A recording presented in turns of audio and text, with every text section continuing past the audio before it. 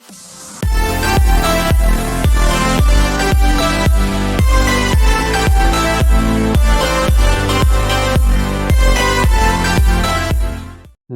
दोस्तों, जय हिंद, वंदे मातरम। अपना सक्षम पॉइंट यूट्यूब चैनल पर एक बार फिर से आप सभी का हार्दिक स्वागत है।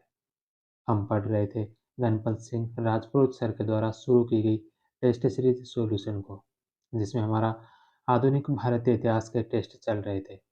इससे पहले हमने 5 टेस्ट एंशिएंट के और 5 टेस्ट मिडल हिस्ट्री के कर लिए थे। मॉडर्न हिस्ट्री के भी हमने 2 टेस्ट कर लिए। आज मॉडर्न हिस्ट्री का तीसरा टेस्ट और इस टेस्ट सीरीज का 13वां टेस्ट शुरू करने वाले हैं, जिसके अंदर हम पढ़ेंगे 19वीं और 20वीं सदी में सामाजिक और धार्मिक सुधार, सामाजिक सुधार एवं भारत में दलितों और महिलाओं का उत्थान, 19वीं सदी में शिक्षा और प्रेस का विकास और भारतीय स्वतंत्रता संग्राम 1857 से लेकर 1919 तक का। तो इन सभी टॉपिकों से संबंधित आज के क्लास में क्वेश्चन रहने वाले हैं। आज की क्लास में पीछे की तरह ही 100 क्वेश्चन होंगे। तो करते हैं आज की क्लास को शुरू। पहला प्रश्न है कि निम्नलिखित में से कौन सेरामपुर त्रयी में शामिल नहीं था। निम्नलिखित में से कौन सेरामपुर त्रयी में शामिल नहीं था। तो इसमें शामिल थे डॉक्टर विलियम कैरी, जो जोशुआ मॉर्समैन और वार्ड JW कैरी, कई इसमें शामिल नहीं थे। 3 नंबर ऑप्शन। बंगाल के डॉक्टर केरे, मारामेन और वार्ड सेरामपुर की डच बस्ती में रहने लगे थे। ये तीनों मिलकर सेरामपुर त्रयी कहलाए। इन तीनों के प्रयास के कारण ही 1799 में सेरामपुर मिशनरी का निर्माण हुआ और शिक्षा के क्षेत्र में कार्य किया गया। नेक्स्ट क्वेश्चन है कि भारत में औपनिवेशिक शासन के दौरान शैक्षिक संस्थाओं के संदर्भ में निम्नलिखित युग्मों पर विचार कीजिए। सबसे पहला है कि बनारस संस्था के नाम है और सामने उनके संस्थापकों के नाम है। तो इनमें से हमें बताना है कि कौन कौन सा सही सुमेलित है, सही युग्म बताना है। सबसे पहला है बनारस संस्कृत कॉलेज।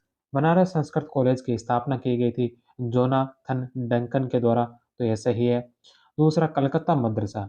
कलकत्ता मदरसा की स्थापना विलियम जोन्स ने नहीं की थी, बल्कि कलकत्ता मदरसा की स्थापना की थी वॉरेन हेस्टिंग्स ने। तो 2 नंबर ऑप्शन इसका असुमेलित होगा। और तीसरा ऑप्शन है कि fort William college. Fort William college की स्थापना की गई थी लॉर्ड वेलेस्ली के द्वारा।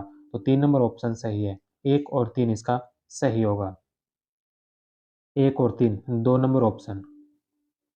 Banaras Sanskrit College Jonathan Duncan, Calcutta मदरसा वॉरेन हेस्टिंग्स और Fort William College Lord Wellesley. Next question है कि निम्नलिखित कथनों पर विचार कीजिए। यहाँ पर भी 2 कथन दे रखे हैं, इनमें से बताना कौन कौन से सही है। पहला है कि 1800 ईस्वी में कलकत्ता में फोर्ट विलियम कॉलेज की स्थापना कंपनी के असैनिक कर्मचारियों के प्रशिक्षण के लिए की गई थी। फोर्ट विलियम कॉलेज की स्थापना 1800 के अंदर लॉर्ड वेलेस्ली ने जो इसकी स्थापना की थी 1800 में, यह कंपनी के असैनिक कर्मचारियों के प्रशिक्षण के लिए की गई थी। तो यह सही है। दूसरा 1802 में फोर्ट विलियम कॉलेज बंद कर कर्मचारियों के प्रशिक्षण के लिए 1805 में लंदन के पास हटफोर्ड कैसल में ईस्ट इंडिया कॉलेज स्थापित किया गया था। तो दोनों ही ऑप्शन है जो इसके राइट होंगे। 1 और 2 दोनों सही है। 3 नंबर ऑप्शन। पहली बार लॉर्ड वेलेस्ली के समय कंपनी के असैनिक अधिकारियों के प्रशिक्षण के लिए 1800 में कलकत्ता में फोर्ट विलियम कॉलेज की स्थापना की, जिसे 1802 में बंद कर कर्मचारियों के प्रशिक्षण के लिए 1805 में लंदन के पास हटफोर्ड कैसल में ईस्ट इंडिया कॉलेज स्थापित किया गया, जिसे 1809 में हेलीबरी स्थानांतरित कर दिया गया था। नेक्स्ट क्वेश्चन है, इसमें भी 2 कथन दे रखे हैं, इनमें से बताना है कौन सा सही है और कौन सा गलत है, कौन सा सही नहीं है। इसमें से हमें बताना है कौन सा जो सही नहीं है। पहला विलियम जोन्स के द्वारा 1784 ईस्वी में, विलियम जोन्स के द्वारा 1784 में एशियाटिक सोसाइटी ऑफ बंगाल की स्थापना की गई। एशियाटिक सोसाइटी ऑफ बंगाल की स्थापना 1784 में विलियम जोन्स के द्वारा की गई थी, यह बात सही है। दूसरा, एशियाटिक सोसाइटी ऑफ बंगाल का उद्देश्य भारत में ईसाई धर्म का प्रचार-प्रसार करना था। तो इसका उद्देश्य भारत में ईसाई धर्म का प्रचार-प्रसार नहीं बल्कि भारत की प्राचीन संस्कृति से संबंधित महत्वपूर्ण खोजें करना था। तो 2 नंबर ऑप्शन इसका गलत होगा। कौन-सा सही नहीं है? 2 नंबर, केवल 2 number option. Asiatic society of Bengal की स्थापना 1784 में कलकत्ता में विलियम जोन्स ने की थी। इस सोसाइटी का उद्देश्य भारत की प्राचीन संस्कृति से संबंधित महत्वपूर्ण खोजें करना था। नेक्स्ट क्वेश्चन है कि निम्नलिखित में से किसने भगवत गीता का मूल संस्कृत से अंग्रेजी में अनुवाद किया? भगवत गीता का मूल संस्कृत से अंग्रेजी में अनुवाद किसने किया था? चार्ल्स विल्किंस ने। विलियम जोन्स ने अभिज्ञान शाकुंतलम गीत गोविंदम मनुस्मृति का अनुवाद अंग्रेजी में किया। चार्ल्स विल्किंस ने भगवत गीता हितोपदेश का अंग्रेजी में अनुवाद अंग्रेजी में किया था। नेक्स्ट क्वेश्चन है कि निम्नलिखित में से किसे 1830 के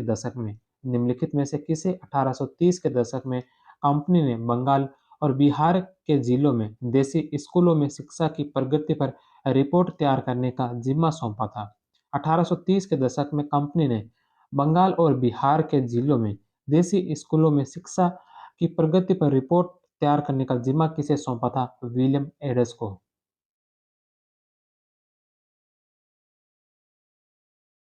1830 के दशक में स्कॉटलैंड से आए ईसाई प्रचारक विलियम एडस ने कंपनी में कंपनी ने बंगाल, बिहार और देसी स्कूलों में शिक्षा की प्रगति पर रिपोर्ट तैयार करने का जिम्मा सौंपा था।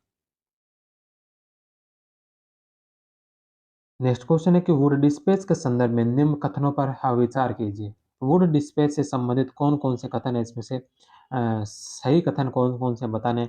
पहला कि तीनों प्रेसिडेंसी में विश्वविद्यालयों की स्थापना की सिफारिश की थी। वुड डिस्पैच आयोग ने जो तीनों प्रेसिडेंसी बंगाल, मद्रास और बम्बई में विश्वविद्यालय की स्थापना की सिफारिश की थी, यह सही है। 5 प्रांतों में लोक शिक्षा विभाग की स्थापना का प्रावधान किया था, यह भी सत्य है। शिक्षा के धार्मिक स्वरूप को स्वीकार किया। शिक्षा के धार्मिक स्वरूप को नहीं बल्कि शिक्षा के धर्मनिरपेक्ष स्वरूप को स्वीकार किया था। 3 नंबर ऑप्शन इसका गलत होगा। और चौथा है कि स्त्री शिक्षा को बढ़ावा देने के लिए सहायता अनुदान का प्रावधान किया। स्त्री शिक्षा को बढ़ावा देने के लिए सहायता अनुदान का प्रावधान किया। 4 नंबर ऑप्शन भी इसका सही है। 1, 2 और 4 सही है। 3 नंबर इसका गलत होगा। 1, 2 और 4 3 नंबर ऑप्शन। वुड डिस्पैच में शिक्षा का स्वरूप पूरी तरह धर्मनिरपेक्ष स्वीकार किया गया, जिसे देसी भाषाओं के माध्यम से दिया जाना था। नेक्स्ट क्वेश्चन है कि बालिका शिक्षा को बढ़ावा देने के लिए कलकत्ता में 1849 में एक विद्यालय की स्थापना किसने की थी? बालिका शिक्षा को बढ़ावा देने के लिए कलकत्ता में 1849 में एक विद्यालय की स्थापना किसने की थी? जे.ई.डी. बेथुन ने। वायसराय डलहौजी की कार्यकारिणी के कानूनी सदस्य और शिक्षा परिषद के अध्यक्ष बेथुन ने बालिका शिक्षा को बढ़ावा देने के लिए कलकत्ता में 1849 में एक विद्यालय की स्थापना की थी। नेक्स्ट क्वेश्चन है कि हंटर शिक्षा आयोग के संदर्भ में निम्नलिखित कथनों पर विचार कीजिए। हंटर शिक्षा आयोग से संबंधित कथन दे रखे हैं, इनमें से बताने कौन कौन से कथन है जो सही कथन है। पहला कि प्राथमिक शिक्षा को स्थानीय भाषा में दे दिया जाना चाहिए। हंटर शिक्षा आयोग ने बताया कि प्राथमिक जो शिक्षा है इसको स्थानीय भाषा में दिया जाना चाहिए, तो पहला ऑप्शन बिल्कुल सही है। दूसरा कि प्राथमिक शिक्षा में निजी प्रयत्नों को बढ़ावा दिया जाना चाहिए, यह भी सत्य है। तीसरा, विद्यार्थियों में नैतिक शिक्षा के प्रसार के लिए धर्म के मौलिक सिद्धांतों को शामिल करने का सुझाव दिया गया। विद्यार्थियों में नैतिक शिक्षा के प्रसार के लिए धर्म के मौलिक सिद्धांतों को शामिल करने का सुझाव दिया। चौथा ऑप्शन है कि प्राथमिक शिक्षा का नियंत्रण स्थानीय संस्थाओं को सौंप देने की बात कही। प्राथमिक शिक्षा का नियंत्रण जो स्थानीय संस्थाओं को सौंप देने की बात कही। तो चारों ही ऑप्शन इसके जो राइट होंगे। 2 नंबर ऑप्शन। हंटर शिक्षा आयोग 1882 के सुझाव। प्राथमिक शिक्षा स्थानीय भाषा में हो, निजी प्रयासों को प्रोत्साहन दिया जाना चाहिए।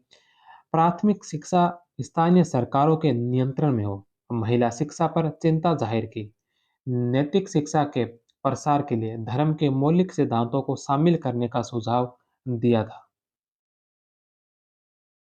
नेक्स्ट क्वेश्चन है कि आंग्ल प्राच्य विवाद में कौन से प्राच्यवादी गुट से संबंधित है? आंग्ल प्राच्य विवाद में कौन है जो प्राच्यवादी गुट से संबंधित है? तो इसमें प्राच्यवादी गुट से संबंधित कौन-कौन थे? इसमें थे H T Prinsep, H H Wilson, Malcolm और एल्फिंस्टन।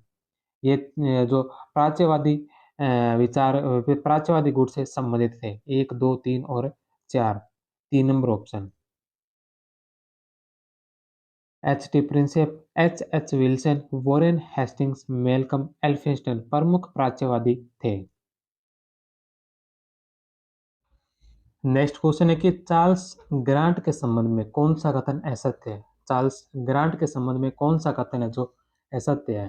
पहला है कि चार्ल्स ग्रांट इवेंजेलिकल विचारधारा से जुड़ा हुआ था, तो ये सही है। दूसरा, चार्ल्स ग्रांट को भारत में आधुनिक शिक्षा का जन्मदाता कहा जाता है। चार्ल्स ग्रांट को भारत में आधुनिक शिक्षा का जन्मदाता माना जाता है। तीसरा, चार्ल्स ग्रांट ने भारतीयों को नैतिक दृष्टि से पतित बताया था। चार्ल्स ग्रांट ने भारतीयों को नैतिक दृष्टि से पतित बताया था, तो 3 नंबर ऑप्शन भी सही है। चौथा ऑप्शन है कि चार्ल्स ग्रांट का मानना था कि भारतीयों को सभ्य बनाने के लिए भारतीयों को प्राचीन साहित्य और दर्शन की शिक्षा दी जानी चाहिए, तो ये बात गलत है। चार्ल्स ग्रांट का मानना था कि भारतीयों को सभ्य बनाने के लिए जो अंग्रेजी माध्यम की शिक्षा देनी चाहिए और उसके साथ ही पाश्चात्य दर्शन और धर्म की शिक्षा देनी चाहिए, ना कि प्राचीन साहित्य की, ना कि भारतीयों को प्राचीन साहित्य की। तो 4 नंबर ऑप्शन इसका गलत है, 1, 2 और 3 सही है। चार्ल्स ग्रांट इवेंजेलिकल विचारधारा से जुड़ा हुआ था। चार्ल्स ग्रांट भारतीयों को नैतिक दृष्टि से पतित बताता है। इस पतन का मुख्य कारण भारतीय धर्म को मानता है। उसने भारतीयों को सभ्य बनाने के लिए अंग्रेजी माध्यम में पाश्चात्य धर्म व शिक्षा दिए जाने की वकालत की थी। ग्रांट को भारत में आधुनिक शिक्षा का जन्मदाता कहा जाता है। नेक्स्ट क्वेश्चन है कि भारत में प्रथम शिक्षा आयोग का गठन किसने व कब किया था? भारत में प्रथम शिक्षा आयोग का गठन किसने किया था और कब किया था? लॉर्ड रिपन ने 1882 ईस्वी में। 1882 में लॉर्ड रिपन ने डब्ल्यू डब्ल्यू हंटर की अध्यक्षता में भारत के प्रथम शिक्षा आयोग का गठन किया था। नेक्स्ट क्वेश्चन है, दो सूचियां दे रखी है, उनके द्वारा दोनों सूचियों को जो सुमेलित करना है। सबसे पहले नंबर पर है मैकाले मिनट्स। मैकाले मिनट्स कब आया था? 1835 के अंदर, 2 नंबर ऑप्शन। दूसरा नंबर है जोनाथन डंकन के द्वारा बनारस में जो संस्कृत कॉलेज की स्थापना की गई थी, यह कौन सी ईस्वी में की गई थी, कब की गई थी? तो यह की गई थी 1791 में। जोनाथन डंकन के द्वारा बनारस में संस्कृत कॉलेज की स्थापना 1791 ईस्वी में। तीसरे नंबर पर है वुड डिस्पैच। वुड डिस्पैच कब आया था? 1854 ईस्वी। और वॉरेन हेस्टिंग्स के द्वारा कलकत्ता में मदरसा की स्थापना की गई थी 1780 ईस्वी। 2, 1, 3 और 4, 1 number option. Macaulay minutes 1835, Jonathan Duncan द्वारा बनारस में संस्कृत कॉलेज की स्थापना 1791 ईस्वी। वुड डिस्पैच 1854 ईस्वी। वॉरेन हेस्टिंग्स के द्वारा कलकत्ता में मदरसा की स्थापना 1780 ईस्वी। नेक्स्ट क्वेश्चन है, कर्जन ने भारतीय विश्वविद्यालय अधिनियम को कब पारित किया था? कर्जन ने भारतीय विश्वविद्यालय अधिनियम को कब पारित किया? 1904 में। थॉमस रेले की अध्यक्षता में गठित आयोग की सिफारिशों के आधार पर 1904 में भारतीय विश्वविद्यालय अधिनियम पारित किया गया था। नेक्स्ट क्वेश्चन है कि सेडलर आयोग के संबंध में कौन सा कथन असत्य है? सेडलर आयोग के बारे में कौन सा कथन है जो असत्य कथन है? सबसे पहला है कि इस आयोग में भारतीय सदस्य सैयद हुसैन बिलग्रामी व जस्टिस गुरुदास बनर्जी थे। सेडलर जो आयोग है, इसमें भारतीय जो सदस्य थे वह सैयद हुसैन बिलग्रामी और जस्टिन गुरुदास बनर्जी नहीं थे। भारतीय जो इसमें सदस्य थे उसमें थे डॉक्टर आशुतोष आशुतोष मुखर्जी, जियाउद्दीन अहमद थे। ये जो सैयद हुसैन बिलग्रामी और जस्टिस गुरुदास बनर्जी है, ये सेडलर आयोग में नहीं थे बल्कि थॉमस रेले आयोग में भारतीय सदस्य थे। तो 1 नंबर ऑप्शन इसका गलत होगा। दूसरा, आयोग ने 12 वर्षीय स्कूली शिक्षा का सुझाव दिया था। सेडलर आयोग ने 12 वर्षीय स्कूली शिक्षा का सुझाव दिया था। 3 वर्षीय स्नातक पाठ्यक्रम का सुझाव दिया। आयोग ने कलकत्ता विश्वविद्यालय पर भार को आयोग ने कलकत्ता विश्वविद्यालय पर भार को देखते हुए ढाका में एक नया विश्वविद्यालय स्थापित करने का सुझाव दिया था। तो 4 नंबर ऑप्शन भी इसका सही है। कलकत्ता विश्वविद्यालय पर भार को देखते हुए ढाका में एक नया विश्वविद्यालय स्थापित करने का सुझाव दिया था। तो इसमें 1 नंबर गलत होगा, 2, 3 और 4 सही है। सैडलर आयोग में भारतीय सदस्य डॉक्टर आशुतोष मुखर्जी व डॉक्टर जियाउद्दीन अहमद थे। सैयद हुसैन बिलग्रामी व जस्टिस गुरुदास बनर्जी थॉमस रेले आयोग में भारतीय सदस्य थे। नेक्स्ट क्वेश्चन है 1911 में इंपीरियल लेजिस्लेटिव असेंबली में किसने भारतीय शिक्षा को अनिवार्य एवं निःशुल्क करने का प्रस्ताव रखा, जो सरकारी बहुमत के कारण अस्वीकृत हो गया था। तो यह प्रस्ताव रखा था गोपाल कृष्ण गोखले ने। 2 नंबर ऑप्शन। अनिवार्य एवं निःशुल्क शिक्षा का प्रस्ताव इंपीरियल काउंसिल में गोखले द्वारा मार्च 1911 में रखा गया, जो अस्वीकृत हो गया। 1913 में शिक्षा का यह प्रस्ताव कई प्रांतों में स्वीकृत किया गया था। नेक्स्ट क्वेश्चन है कि निम्न आयोगों को कालक्रम अनुसार व्यवस्थित कीजिए। निम्न आयोगों को कालक्रम अनुसार जो व्यवस्थित कीजिए। इसमें सबसे पहले सार्जेंट आयोग। सार्जेंट आयोग कब आया था? तो सार्जेंट जो आयोग आया था यह आया था 1944 ईस्वी में। दूसरा हार्टोंग कमेटी। हार्टोंग जो का कमेटी है यह 1929 की है, 1929। तीसरे नंबर पर सैडलर आयोग। सैडलर आयोग 1917 और थॉमस रेले आयोग। थॉमस रेले आयोग जो 1902। तो इसमें सबसे पहले नंबर पर आएगा थॉमस रेले आयोग 1902 का, फिर सैडलर आयोग 1917 का, उसके पश्चात हार्टोंग समिति। हार्टोंग का कमेटी जो 1929 की, और सार्जेंट योजना 1944। 4, 3, 2 और 1। 2 नंबर ऑप्शन। थॉमस रेले आयोग 1902, सैडलर आयोग 1917, हार्टोंग कमेटी 1929 और सार्जेंट योजना जो 1944 ईस्वी की। नेक्स्ट क्वेश्चन है कि निम्नलिखित में से किसने या किन से भारत में अंग्रेजी शिक्षा की नींव पड़ी? भारत में किसने अंग्रेजी शिक्षा की नींव रखी, या किन से अंग्रेजी शिक्षा की नींव पड़ी थी? तो 1813 का चार्टर एक्ट, इसके अलावा general committee of public instruction 1823, प्राच्यविद व आंग्लविद अविवाद। ये तीनों ही कारण है जिनकी वजह से भारत में अंग्रेजी शिक्षा की नींव पड़ी थी। 1, 2 और 3 तीनों इसमें सही है। 1813 के चार्टर द्वारा पहली बार ब्रिटिश शासन द्वारा 1 लाख रुपए की धनराशि प्रतिवर्ष भारत में विद्वानों को प्रोत्साहन व भारत में वैज्ञानिक शिक्षा एवं साहित्य का प्रसार व पुनरुत्थान करने के लिए खर्च किए जाने का प्रावधान था। 1823 में गठित general committee of public instruction में 1813 के चार्टर एक्ट के अंतर्गत शिक्षा के लिए अनुमोदित 1 लाख के आवंटन के तरीके को निर्धारित करने का दायित्व किया गया। 10 सदस्यों वाली general committee of public instruction 2 गुटों में विभाजित हो गई। इस विभाजन को प्राच्यविद बनाम आंग्लविद के रूप में देखा जाता है। नेक्स्ट क्वेश्चन है निम्नलिखित दो कथन दे रखे हैं, इन कथनों में से बताना है कि कौन सा कथन है जो सही है। सबसे पहला बुनियादी शिक्षा से संबंधित। बुनियादी शिक्षा से संबंधित वर्धा योजना जाकिर हुसैन की सिफारिशों पर आधारित है। बुनियादी शिक्षा से संबंधित जो वर्धा योजना या जाकिर हुसैन के सिफारिशों पर आधारित है, तो यह सही है। दूसरा शिक्षा पर आधारित सार्जेंट योजना की सिफारिशों में केवल उच्च शिक्षा को सम्मिलित किया गया था। तो इसमें केवल उच्च शिक्षा नहीं बल्कि प्राइमरी एजुकेशन भी 6 से 11 वर्ष के बच्चों को जो निःशुल्क शिक्षा का प्रावधान भी इसी सार्जेंट योजना की सिफारिशों में था। तो 2 नंबर ऑप्शन गलत है, केवल उच्च शिक्षा नहीं थी, इसमें प्राइमरी एजुकेशन भी था। तो इसमें सही कौन सा है? केवल 1 number option.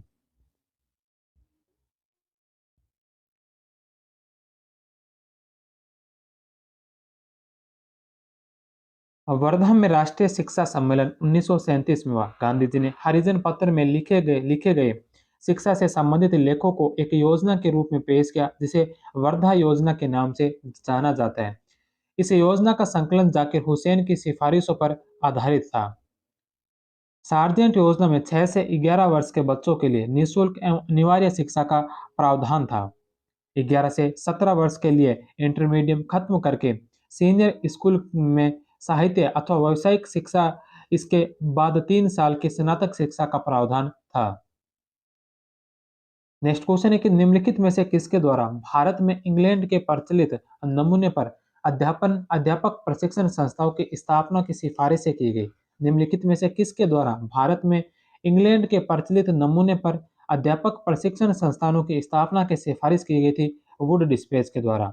3 number option. Would dispatch में अध्यापकों के प्रशिक्षण हेतु संस्थाओं की स्थापना का प्रावधान किया गया है। नेक्स्ट क्वेश्चन है कि 1850 के लेक्स लौकिक कानून के संदर्भ में निम्नलिखित में से कौन सा कथन सही है? लेक्स लौकिक कानून के संबंध में कौन सा कथन है जो सही कथन है? सबसे पहला कि इसके तहत 14 वर्ष से कम उम्र के बाल विवाह को प्रतिबंधित किया गया था। तो इसमें बाल विवाह के बारे में इस कानून में कोई जिक्र नहीं था। इसके तहत संपूर्ण ब्रिटिश भारत में सती प्रथा निषेध लागू किया गया। सती प्रथा का भी इसमें उल्लेख नहीं था। उसने ईसाई धर्म में धर्मांतरित हिंदुओं को अपनी पैतृक संपत्ति में अधिकार दिया। यह जो कानून है, इस कानून के अंतर्गत जो ईसाई धर्म में धर्मांतरित हिंदू थे, हिंदू जो धर्म परिवर्तन करके ईसाई धर्म ग्रहण किया था, उन्हें पैतृक संपत्ति में अधिकार देने के लिए कानून पारित किया था। तो 3 नंबर ऑप्शन इसका सही है। 4 नंबर, इसमें विधवाओं के शादी को, तो इसमें सती प्रथा, बाल विवाह ऐसे कानून नहीं थे, बल्कि इसमें जो धर्मांतरित हिंदू थे उनकी पैतृक संपत्ति में अधिकार दिलाने के लिए कानून पारित किया गया था। 3 नंबर ऑप्शन है जो इसका सही होगा।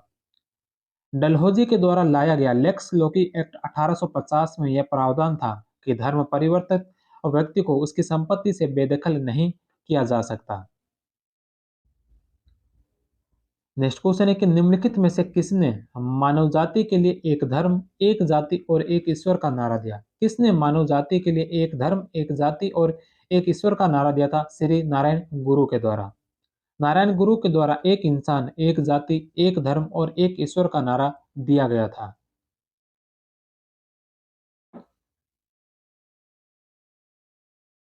नेक्स्ट क्वेश्चन है कि निम्नलिखित में से कौन डिप्रेस्ड क्लासेज एसोसिएशन का संस्थापक था? डिप्रेस्ड क्लासेज एसोसिएशन का संस्थापक कौन थे? अब Bhimrao Ambedkar. Depressed classes association की स्थापना भीमराव अंबेडकर के द्वारा की गई थी।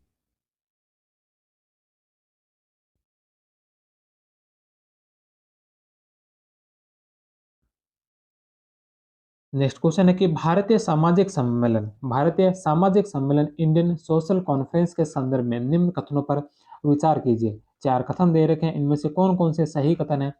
पहला कि इसकी स्थापना एम.जी. रानाडे और रघुनाथ राव ने की थी। भारतीय सामाजिक सम्मेलन की स्थापना एम.जी. रानाडे और रघुनाथ राव के द्वारा की गई। इसका सम्मेलन कांग्रेस के सम्मेलन के साथ ही होता था। बाल विवाह के खिलाफ प्रतिज्ञा आंदोलन चलाया गया और यह भारतीय राष्ट्रीय कांग्रेस की सामाजिक शाखाओं के रूप में थी। तो चारों ही ऑप्शन इसके सही होंगे। 4 number option. Indian social conference की स्थापना एम.जी. रानाडे और रघुनाथ राव ने की। यह भारतीय राष्ट्रीय कांग्रेस के सत्र आयोजन के समय ही उसी आयोजन स्थल पर वार्षिक रूप में आयोजित होता था। यह भारतीय राष्ट्रीय कांग्रेस की सामाजिक शाखा के रूप में थी। बाल विवाह के खिलाफ प्रतिज्ञा आंदोलन भी इसके द्वारा चलाया गया था। नेक्स्ट क्वेश्चन है, इसमें 2 कथन दे रखे हैं। पहला है कि यह आंदोलन आत्मसम्मान आंदोलन से संबंधित कथन है। आत्मसम्मान आंदोलन, यह आंदोलन ईवी रामास्वामी द्वारा तमिलनाडु क्षेत्र में ब्राह्मणवाद के विरुद्ध चलाया। ईवी रामास्वामी ने तमिलनाडु के अंदर ब्राह्मणवाद के खिलाफ जो यह आत्मसम्मान आंदोलन चलाया था, तो यह सही है। इस आंदोलन में तमिल भाषा एवं द्रविड़ संस्कृति के प्रति गौरव की भावना प्रकट की गई थी। तो दोनों ही ऑप्शन इसमें सही होंगे। 1 number option. EV Ramaswamy Naicker ने 1920 के दशक में आत्मसम्मान आंदोलन तमिलनाडु क्षेत्र में चलाया। नायकर ने ब्राह्मण पुरोहितों के बिना विवाह कर पाने, मंदिरों में बलात् प्रवेश और मनुस्मृति को जलाना, तमिल भाषा एवं द्रविड़ संस्कृति के प्रति गौरव की भावना प्रकट करना।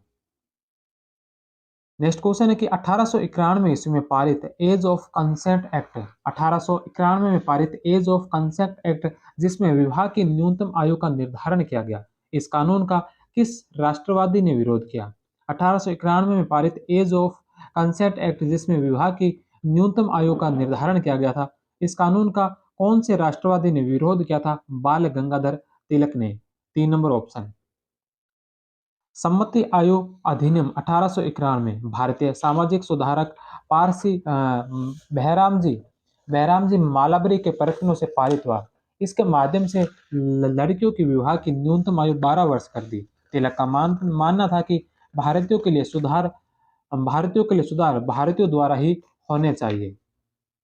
नेक्स्ट क्वेश्चन है, नेटिव मैरिज एक्ट 1872 में लड़कियों और लड़कों के लिए विवाह की न्यूनतम आयु क्या तय की गई थी?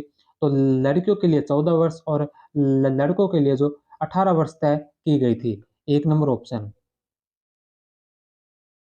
1872 के नेटिव मैरिज एक्ट के द्वारा लड़कियों के लिए विवाह के लिए न्यूनतम आयु 14 वर्ष तथा लड़कों के लिए 18 वर्ष निर्धारित की गई थी। नेक्स्ट क्वेश्चन है कि केशव चंद्र सेन और उनके समर्थकों ने 1866 में कौन सी संस्था बनाई थी? Brahmo Samaj of India. 2 number option. Keshav Chandra Sen ने 1856 में ब्रह्म समाज के सदस्य बने। बाद में देवेंद्रनाथ टैगोर से मतभेद हो गया और 1866 में भारतीय ब्रह्म समाज की स्थापना की गई थी। नेक्स्ट क्वेश्चन है कि निम्नलिखित में से देवबंद आंदोलन के बारे में कौन सा कथन सत्य है? देवबंद आंदोलन के बारे में कौन सा कथन है जो सही है?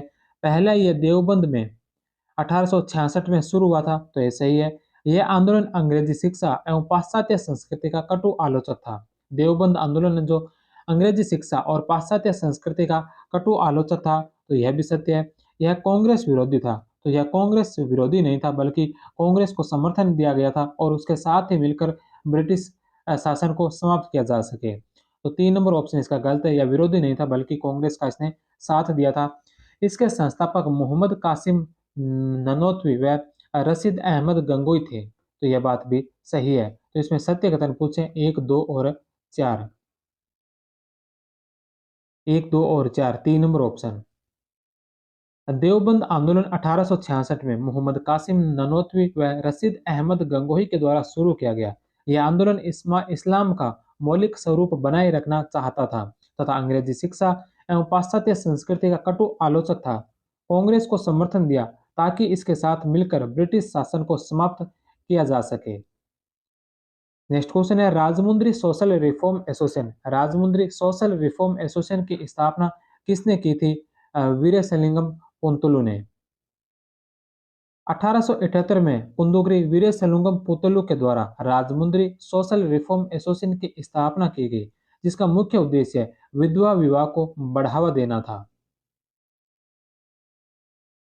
नेक्स्ट क्वेश्चन है, निम्नलिखित में से कौन सा सुमेलित नहीं है? एक तरफ कुछ संस्थाओं के नाम दे रखे हैं और सामने उनके संस्थापकों के नाम दे रखे हैं, तो इसमें से कौन सा जो सुमेलित नहीं है?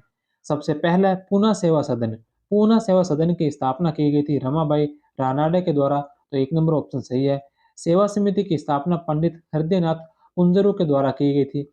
देव समाज की स्थापना नारायण मल्हार जोशी के द्वारा नहीं, बल्कि शिव नारायण अग्निहोत्री के द्वारा स्थापना इसकी की गई थी। तो 3 नंबर ऑप्शन गलत होगा। और चौथा है कि बम्बई सेवा सदन बहराम जी मालाबरी के द्वारा स्थापित किया गया था। तो 1, 2 और 4 सही है, 3 नंबर इसका गलत होगा। देव समाज शिवनारायण अग्निहोत्री, सेवा समिति हृदयनाथ कुंजरू, बम्बई सेवा सदन बहराम जी मालाबरी, पूना सेवा सदन रामाबाई रानाडे, नारायण मल्हार जोशी ने सोशल सर्विस लीग की स्थापना की थी।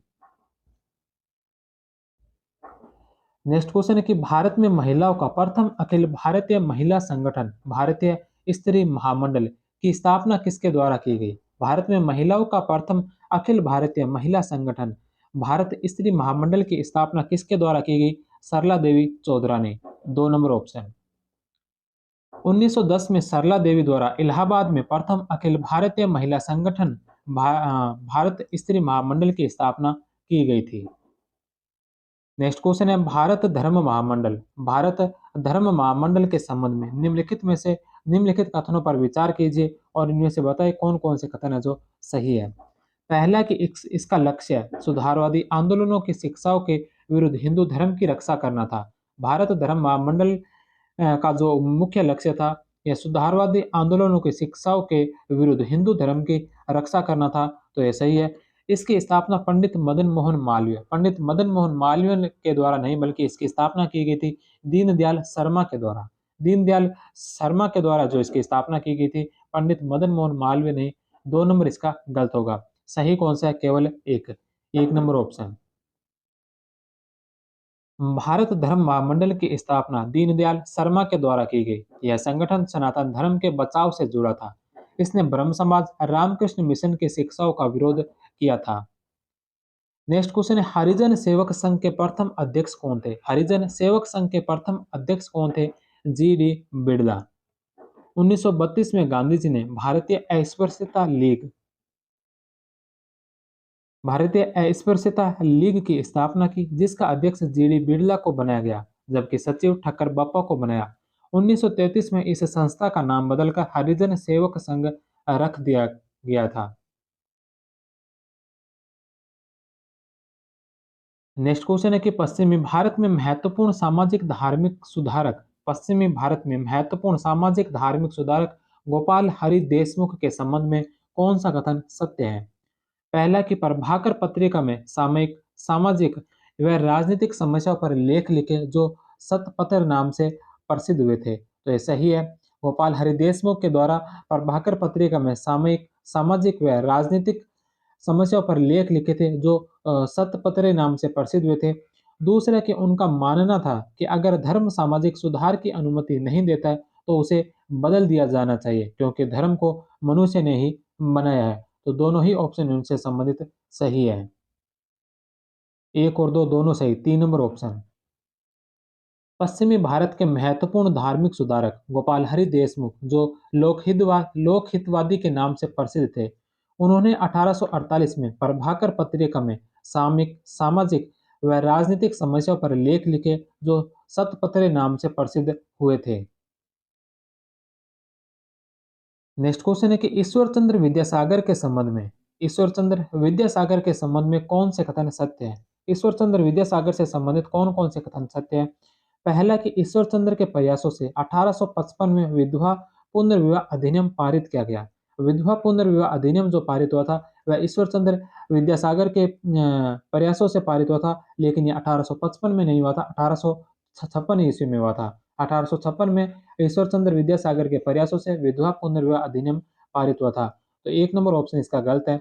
भ्रांति विलास नामक पुस्तक लिखी। ईश्वर चंद्र विद्यासागर ने भ्रांति विलास नामक पुस्तक लिखी थी। ईश्वर चंद्र के द्वारा बाल विवाह व बहु विवाह के खिलाफ आवाज उठाई गई थी। तो 2 और 3 इसमें सही है। 1 नंबर इसका गलत होगा। तो कौन से कथन सत्य है? 2 और 3। 2 और 3, 3 नंबर ऑप्शन। ईश्वरचंद्र विद्यासागर ने विधवा विवाह पुनर्विवाह की स्वीकृति के लिए सरकार को बड़ी संख्या में याचिकाएं दी। इसी के परिणाम स्वरूप 1856 में विधवा पुनर्विवाह अधिनियम पारित हुआ। हिंदू विधवा विवाह के विरोध में बाल्य विवाहेर दोष नामक पुस्तक लिखी। बहुविवाह प्रथा के दुष्परिणाम का जिक्र अपनी पुस्तक बहुविवाह में किया। 1869 में भ्रांति विलास नामक पुस्तक भी लिखी थी। नेक्स्ट क्वेश्चन है कि निम्न में से किसने brief remark regarding modern in encroachment on the ancient right of females नामक रचना की थी? किसने जो brief remark regarding modern encroachment on the ancient rights of females नामक पुस्तक की रचना की थी? राजा Ram Mohan Roy. 1 number option. Next question है कि किस समाचार पत्र ने राजा राममोहन राय के धार्मिक सामाजिक कार्यों की आलोचना की? कौन से समाचार पत्र ने राजा राममोहन राय के धार्मिक सामाजिक कार्यों की आलोचना की थी? समाचार चंद्रिका में। समाचार चंद्रिका अखबार ने राजा राममोहन राय के धार्मिक एवं सामाजिक कार्यों की आलोचना की थी। साथ ही सती प्रथा पर प्रतिबंध कानून की भी आलोचना की। आगे चलकर यह राधाकांत देव की धर्मसभा का मुखपत्र बना था। नेक्स्ट क्वेश्चन है कि शारदा अधिनियम 1929 के अंतर्गत गर्ल्स एंड बॉयज के विवाह की न्यूनतम आयु कितनी तय की गई थी? शारदा अधिनियम 1929 में गर्ल्स और बॉयज की न्यूनतम विवाह की आयु कितनी तय की गई थी? तो गर्ल्स की इसमें की थी 14 वर्ष और बॉयज की थी 18 वर्ष। 2 नंबर ऑप्शन। राजस्थान के विख्यात इतिहासकार एवं आर्य समाजी नेता हरविलासी शारदा के प्रयासों से 1929 में शारदा एक्ट बाल विवाह प्रतिबंध कानून पारित हुआ था। नेक्स्ट क्वेश्चन है कि सैयद अहमद खां के संबंध में कौन से कथन सत्य है? सैयद अहमद खान से संबंधित कौन कौन से कथन है जो इसमें सत्य कथन है? सबसे पहला है कि अपने विचारों के प्रचार के लिए तहजीब उल अखलाक पत्रिका निकाली। सैयद अहमद खान ने अपने विचारों के प्रचार के लिए तहजीब उल अखलाक नामक पत्रिका निकाली थी, तो ये सही है। दूसरा, सैयद अहमद दास ने प्रथा और पीरी मुरादी मुरीदी प्रथा को समाप्त करने का प्रयास किया था। इस्लाम में आधुनिक वैज्ञानिक विचारों के प्रसार का समर्थक थे और सैयद अहमद ने कुरान पर टीका लिखी थी। तो चारों ही ऑप्शन है जो सैयद अहमद खान से संबंधित सत्य है। 1 नंबर ऑप्शन। सैयद अहमद ने कुरान की एक टीका लिखी और अपने विचारों के लिए तहजीब उल अखलाक सभ्यता और नैतिकता नामक पत्रिका निकाली। सैयद अहमद ने दास प्रथा को इस्लाम के विरुद्ध बताया और पीर मुरीदी प्रथा को समाप्त करने का प्रयास किया। सैयद अहमद आधुनिक पश्चिमी ज्ञान के पक्के समर्थक थे। नेक्स्ट क्वेश्चन है कि वहाबी आंदोलन के शाह वलीउल्लाह के विचारों को किसने लोकप्रिय बनाया? वहाबी आंदोलन के शाह वलीउल्लाह के विचारों को किसने लोकप्रिय बनाया था? सैयद अहमद खान ने। 1 नंबर ऑप्शन।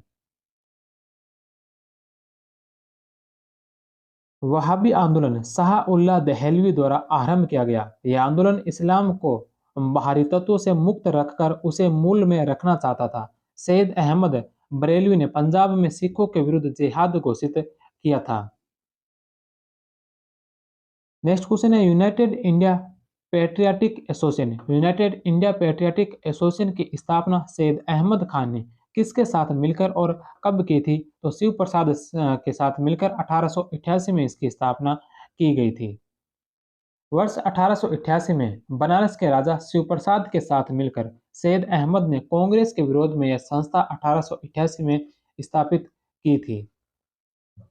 नेक्स्ट क्वेश्चन है 1864 में किसने साइंटिफिक सोसाइटी की स्थापना की? साइंटिफिक सोसाइटी की स्थापना 1864 में किसने की थी? सर सैयद अहमद खान के द्वारा। अंग्रेजी व यूरोपियन भाषाओं के वैज्ञानिक साहित्य का उर्दू में अनुवाद करके मुसलमानों में वैज्ञानिक शिक्षा का प्रोत्साहन देना, इस संस्था की स्थापना 1864 में गाजीपुर के अंदर की गई थी। नेक्स्ट क्वेश्चन है कि पंजाब के कादियानी गांव से शुरू हुए अहमदिया आंदोलन के संबंध में कौन सा कथन असत्य है? पंजाब के कादियानी गांव से जो अहमदिया आंदोलन शुरू हुआ था, इससे संबंधित कौन सा कथन असत्य है? पहला कि इस आंदोलन की शुरुआत 1889 में मिर्जा गुलाम अहमद के द्वारा की गई थी। जो अहमदिया आंदोलन था, इसकी शुरुआत 1889 में की गई थी मिर्जा गुलाम अहमद के द्वारा, ये सही है।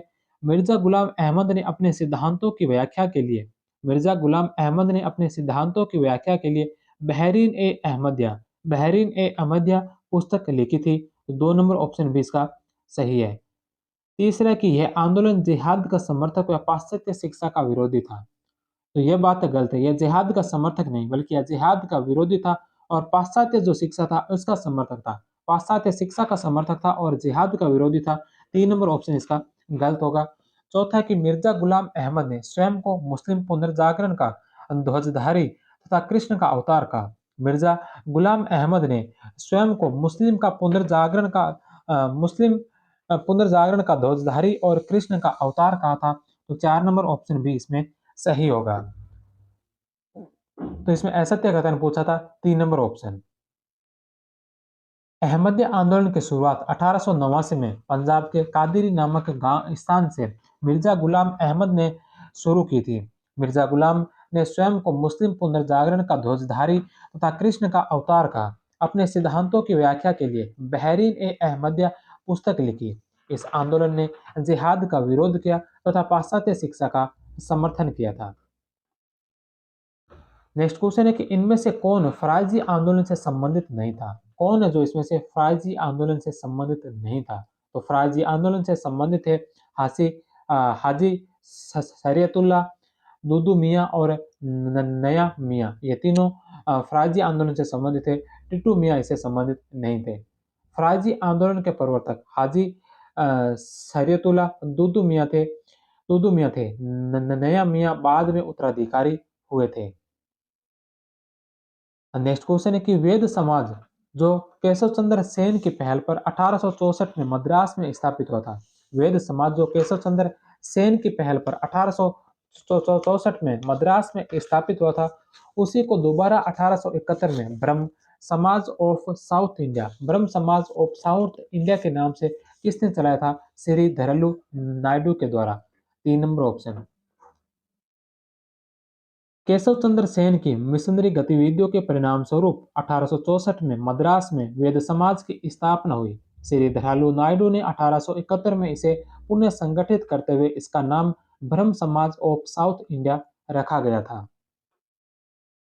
नेक्स्ट क्वेश्चन है कि उच्च वर्ग की महिलाओं में बाल विवाह निषेध और बालिका शिक्षा के प्रचार के लिए उच्च वर्ग की महिलाओं में बाल विवाह निषेध और बालिका शिक्षा के प्रचार के लिए पूना में 1882 में आर्य महिला समाज की स्थापना किसने की थी? आर्य महिला समाज की स्थापना किसके द्वारा की गई थी? पंडिता रमाबाई के द्वारा।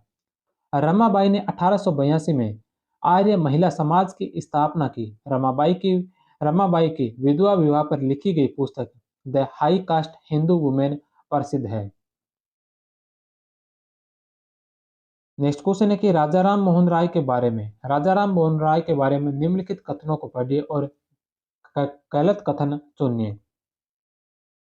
पहला कि उन्होंने तोहफाल उल मुहाइदीन में बहुदेववाद का विरोध एवं एकेश्वरवाद का समर्थन किया था। तोहफाल उल मुहाइदीन में बहुदेववाद का विरोध और एकेश्वरवाद का समर्थन किया था, तो ये सही है। दूसरा है कि बांग्ला भाषा में स्वांद कौमुदी समाचार पत्र प्रकाशित किया। स्वांद कौमुदी समाचार पत्र जो राजा राम मोहन राय के द्वारा बांग्ला भाषा में प्रकाशित किया गया, ये सही है। उर्दू भाषा में मिरातुल अखबार है जो ये उर्दू भाषा में नहीं बल्कि मिरातुल अखबार है जो फारसी भाषा का है।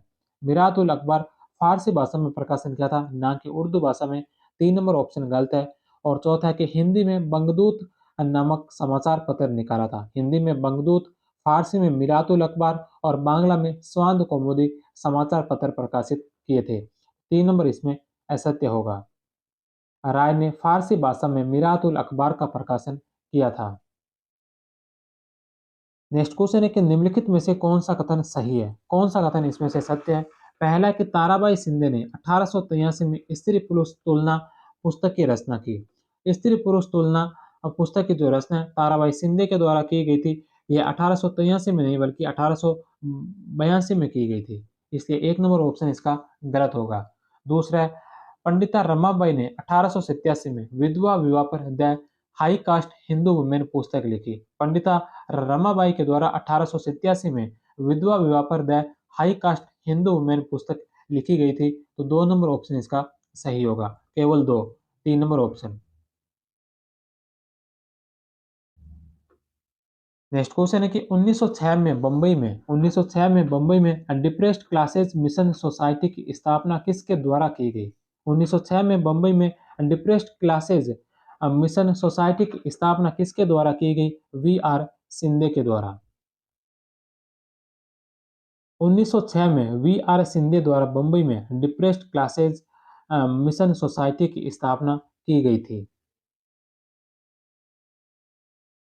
नेक्स्ट क्वेश्चन है ज्योतिबा फुले के गुलामगिरी पुस्तक संबंध में कौन सा कथन सत्य है? ज्योतिबा फुले की जो पुस्तक है गुलामगिरी, इसके संबंध में कौन सा कथन है जो सही है? पहला ऑप्शन है कि फुले ने 1873 में 16 अध्याय में गुलामगिरी पुस्तक लिखी। फुले ने 1873 में 16 अध्याय में गुलामगिरी पुस्तक लिखी, तो यह सही है। दूसरा, फुले ने अपनी यह पुस्तक उन अमेरिकियों को समर्पित की जिन्होंने गुलामों को मुक्ति दिलाने के लिए संघर्ष किया था, तो दोनों ही ऑप्शन इसमें सही होंगे। 1 और 2, 3 नंबर ऑप्शन। फुले ने 1873 में 16 अध्यायों में गुलामगिरी पुस्तक लिखी। इसमें पाखंडों का खंडन, ब्राह्मणों से शूद्रों की मुक्ति, अवतारवाद का विरोध। फुले ने अपनी पुस्तक उन अमेरिकियों को समर्पित की जिन्होंने गुलामों को मुक्ति दिलाने के लिए संघर्ष किया था। नेक्स्ट क्वेश्चन है कि निम्नलिखित में से कौन सा कथन असत्य है? निम्नलिखित में से कौन सा कथन है जो असत्य कथन है? सबसे पहला कि 1830 में धर्मसभा की स्थापना राधाकांत देव ने की, इसने सती प्रथा का विरोध किया था। धर्मसभा की स्थापना 1830 में की गई थी, राधाकांत देव के द्वारा की गई थी। इसने सती प्रथा का विरोध नहीं किया था, बल्कि सती प्रथा को जो समाप्त किया जा रहा था, उसे समाप्त करने का विरोध किया था। सती प्रथा का विरोध नहीं, बल्कि सती प्रथा का समर्थन किया था। जो सती प्रथा को समाप्त कर रहे थे, उनका विरोध किया था। तो 1 नंबर ऑप्शन इसका गलत होगा। दूसरा कि बेंटिंक ने 1829 में नियम 17 के तहत सती प्रथा पर बंगाल में प्रतिबंध लगाया था। बेंटिक ने 1829 में नियम 17 के तहत बंगाल में सती प्रथा पर प्रतिबंध लगाया, तो यह सही है। तीसरा कि भारत में दास प्रथा पर प्रतिबंध 1843 में नियम 5 के तहत लॉर्ड एलन ब्रो के समय लगा था, यह भी सत्य है। उपयुक्त में से कोई नहीं। तो इसमें 1 नंबर गलत होगा। असत्य कथन पूछा 1 नंबर। राधाकांत देव की संस्था धर्मसभा ने सती प्रथा समाप्त करने का विरोध किया था। नेक्स्ट क्वेश्चन है, राजा राम मोहन राय के द्वारा स्थापित संस्थाओं को स्थापना वर्ष से सुमेलित कीजिए। यहाँ पर राजा राम मोहन राय के द्वारा स्थापित संस्थाओं के नाम दे रखे हैं और सामने उनके स्थापना वर्ष दे रखे हैं, जिन्हें हमें सुमेलित करना है। सबसे पहले नंबर पर है आत्म्य सभा। आत्म्य सभा की जो स्थापना की गई थी, आत्म्य सभा स्थापित किया गया था 1815 के अंदर। दूसरे वेदांत सोसाइटी, वेदांत सोसाइटी की स्थापना की थी 1816 में। तीसरे नंबर पर है Calcutta Unitarian society. Calcutta Unitarian society की स्थापना 1823 में और वेदांत कॉलेज की स्थापना की गई थी 1825 में। आत्म्य सभा 1815, वेदांत सोसाइटी 1816, कलकत्ता यूनिटेरियन सोसाइटी 1823 और वेदांत कॉलेज 1825। 3, 2, 4 और 1, 1 नंबर ऑप्शन। आत्मीय सभा 1815, वेदांत सोसाइटी 1816, कलकत्ता यूनिटेरियन सोसाइटी 1823 और वेदांत कॉलेज 1825 ईस्वी। नेक्स्ट क्वेश्चन है कि निम्नलिखित में से कौन से संगठन विवियन डेरोजो से संबंधित है? विवियन डेरोजो से संबंधित कौन कौन से कथन है, कौन कौन से संस्था है जिनकी स्थापना विवियन डेरोजो के द्वारा या उसके समय की गई थी? एकेडमिक एसोसिएशन डिबेटिंग क्लब, इसके अलावा Anglo Indian Hindu association debating club और बंग हित सभा। इन सभी की स्थापना है जो विवियन डेरोजो के द्वारा इसके समय की गई थी। तो 1, 2, 4, 5 और 6, 1, 2, 4, 5 और 6। 3 number option. Indian reform association की स्थापना केशव चंद्र सेन ने 1870 ईस्वी में की थी। नेक्स्ट क्वेश्चन है, स्वामी विवेकानंद के संबंध में कौन सा कथन असत्य है? स्वामी विवेकानंद से संबंधित कौन सा कथन असत्य है? पहला कि उन्होंने 1897 में रामकृष्ण मिशन की स्थापना की। उन्होंने 1897 में रामकृष्ण मिशन की स्थापना की थी, तो ये सही है। दूसरा, 11 सितंबर 1893 को शिकागो विश्व धर्म सम्मेलन में भाग लिया था। 11 सितंबर 1893 को शिकागो विश्व धर्म सम्मेलन में भाग लिया। उनका मानना था कि मेरा ईश्वर दुखी, पीड़ित वह मानव है। मेरा ईश्वर दुखी है और पीड़ित मानव है, यह भी सही है। चौथा ऑप्शन है कि उन्होंने बाकी संसार से संपर्क खोकर अलगाव रखने की बात की थी।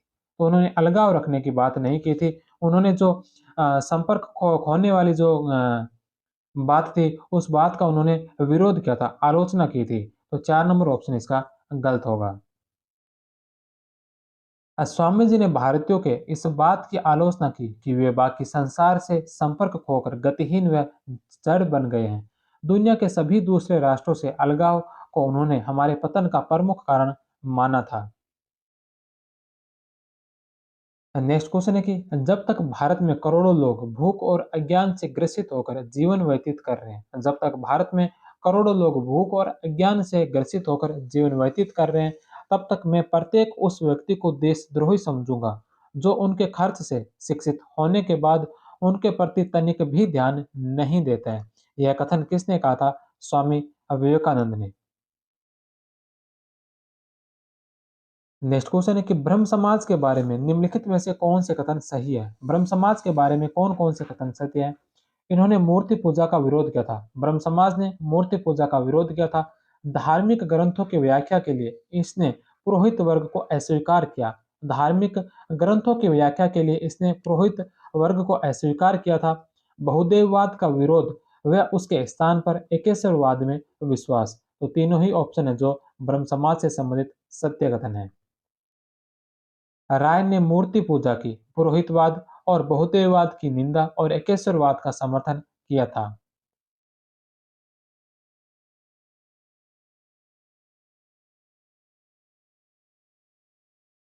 नेक्स्ट क्वेश्चन है कि दयानंद सरस्वती के बारे में निम्न में से कौन सा कथन सही नहीं है? दयानंद सरस्वती के बारे में कौन सा कथन सही नहीं है? पहला कि उन्होंने इस सिद्धांत का प्रचार किया कि वेद त्रुटिहीन है। दयानंद सरस्वती ने कहा था कि वेद त्रुटिहीन है, तो एक नंबर ऑप्शन सही है। दूसरा ऑप्शन दूसरा ऑप्शन है कि दयानंद ने मूर्ति पूजा बहुदेववाद का विरोध किया था। मूर्ति पूजा और बहुदेववाद का विरोध किया, यह भी सत्य है। 1875 में बंबई में आर्य समाज की स्थापना की। आर्य समाज की स्थापना बंबई में 1875 में की थी और 1878 में लाहौर में आर्य समाज की स्थापना की। लाहौर में जो आर्य समाज की स्थापना की, यह 1878 में नहीं बल्कि 1877 में की थी। तो इसलिए 3 नंबर ऑप्शन इसका गलत होगा। चौथा ऑप्शन है कि 1867 में हरिद्वार कुंभ मेले में पाखंड खंडिनी पताका फहराई।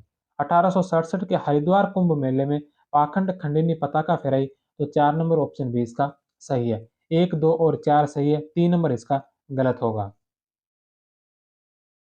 सरस्वती का वेदों में प्रगाढ़ विश्वास था, इस कारण वेदों की ओर लौटो का नारा दिया था। दयानंद सरस्वती ने दयानंद सरस्वती ने अप्रैल 1875 में बंबई में आर्य समाज की स्थापना की।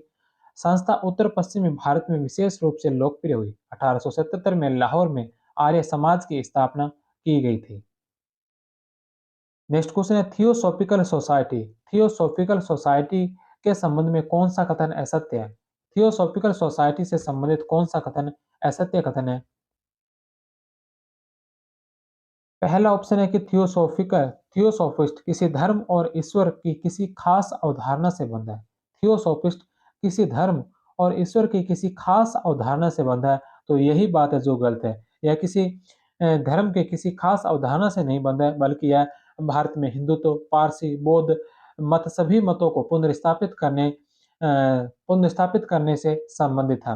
तो पहला ऑप्शन है जो गलत होगा। इस सोसाइटी के अनुयायी ईश्वरीय ज्ञान को आत्मिक हर्षोन्माद और अंतर्दृष्टि से प्राप्त करने का प्रयास करते हैं। उन्होंने सांख्य और उपनिषद दर्शन को प्रेरणा स्रोत माना है। भारत में हिंदुत्व, पारसी, सिख, बौद्ध मत को पुनर्स्थापित करके मजबूत बनाना चाहते हैं। तो 2, 3 और 4 सही है, 1 नंबर इसका गलत होगा। थियोसॉफिकल सोसाइटी की स्थापना 1875 में मैडम ब्लावात्स्की और कर्नल ओलकट ने 1875 में न्यूयॉर्क में की। 1882 में मद्रास निकट अडयार को थियोसॉफिकल सोसाइटी का मुख्यालय बनाया गया। थियोसॉफिकल भारत में हिंदुत्व, पारसी और बौद्ध मत को पुनर्स्थापित कर मजबूत बनाना चाहते थे। नेक्स्ट क्वेश्चन है कि कौन प्रार्थना समाज की बैठकों में नियमित रूप से उपस्थित होते थे? कौन प्रार्थना समाज की बैठकों में नियमित रूप से उपस्थित होते थे किंतु सदस्य कभी नहीं बने? केटी तेलन, 4 नंबर ऑप्शन। केशव चंद्र सेन की प्रेरणा से 1867 में डॉक्टर आत्माराम पांडुरंग के द्वारा बंबई में प्रार्थना समाज की स्थापना। समाज के प्रमुख सदस्य आर जी भंडारकर, बैरिस्टर लाल वोलगले, जनार्दन सखाराम, नारायण गणेश चंद्रावरकर, महादेव गोविंद रानाडे थे। नेक्स्ट क्वेश्चन है, इसमें दो कथन दे रखे हैं, इनमें से बताना है कि कौन से कथन है जो सही नहीं है। 1849 में आत्माराम पांडुरंग, दादोबा पांडुरंग ने परमहंस मंडली की स्थापना की थी। परमहंस मंडली की स्थापना आत्माराम पांडुरंग और दादोबा पांडुरंग ने 1849 में की, तो यह सही है। इस संस्था का उद्देश्य जाति प्रथा के बंधन को तोड़ना था। इस जो संस्था परमहंस मंडली जो स्थापित की थी, इसका उद्देश्य था जाति प्रथा के बंधन को तोड़ना, तो इसके दोनों ही ऑप्शन है जो सही है। इसमें पूछा गया कि कौन से सही नहीं है, तो ये दोनों ही सही है, तो न तो एक सही नहीं है, न दो सही नहीं है, अर्थात दोनों ही सही है। 4 नंबर ऑप्शन। 1849 में बंबई में आत्माराम पांडुरंग, दादोबा पांडुरंग, बालकृष्ण जयकर और बाल शास्त्री जाम्बेकर ने की स्थापना की। इस संस्था का उद्देश्य जाति प्रथा के बंधनों को तोड़ना है। नेक्स्ट क्वेश्चन है कि भारत में हिंदी भाषा का प्रकाशित प्रथम समाचार पत्र कौन सा था? भारत में हिंदी भाषा का प्रकाशित प्रथम समाचार पत्र कौन सा था? उदंत उदंत मार्तंड। 1826 में कानपुर से प्रकाशित उदंत मार्तंड हिंदी का पहला साप्ताहिक समाचार पत्र था। नेक्स्ट क्वेश्चन है कि पहला अखबार जो बंबई से प्रकाशित किया गया, पहला अखबार जो बंबई से प्रकाशित किया गया, Bombay Herald. 3 number option. Bombay Herald 1789 में आरंभ किया, अंग्रेजी में था, वह साप्ताहिक निकलता था। वर्ष 1791 में इसका नाम बॉम्बे गजट किया गया। यह बंबई का पहला अखबार था। नेक्स्ट क्वेश्चन है, मद्रास में पहला अंग्रेजी पत्र प्रकाशित हुआ था। मद्रास में पहला अंग्रेजी पत्र प्रकाशित हुआ था, Madras courier. 1 number option. Madras में पहला अंग्रेजी पत्र 1785 में मद्रास कोरियर में प्रकाशित हुआ था। नेक्स्ट क्वेश्चन है, सुमेलित करना है। पहली सूची में समाचार पत्र दे रखें और दूसरे में सामने उनके संपादकों के नाम दे रखें। सबसे पहला द ट्रिब्यून। द ट्रिब्यून के जो संस्थापक थे ये थे दयालदास मजीठिया। दूसरे नंबर पर है द हिंदू। द हिंदू के संपादक थे जी सुब्रमण्यम अय्यर। तीसरे नंबर पर है बुध प्रकाश। बुध प्रकाश के संपादक थे मुंशी सदासुख लाल और वॉइस ऑफ इंडिया के संपादक थे दादा भाई नौरोजी। 2, 1, 3 और 4। 1 number option. The Tribune Dayaldas Majithia, the Hindu G Subramania Iyer, Budh Prakash Munshi Sadasukh Lal, Voice of India Dadabhai Naoroji.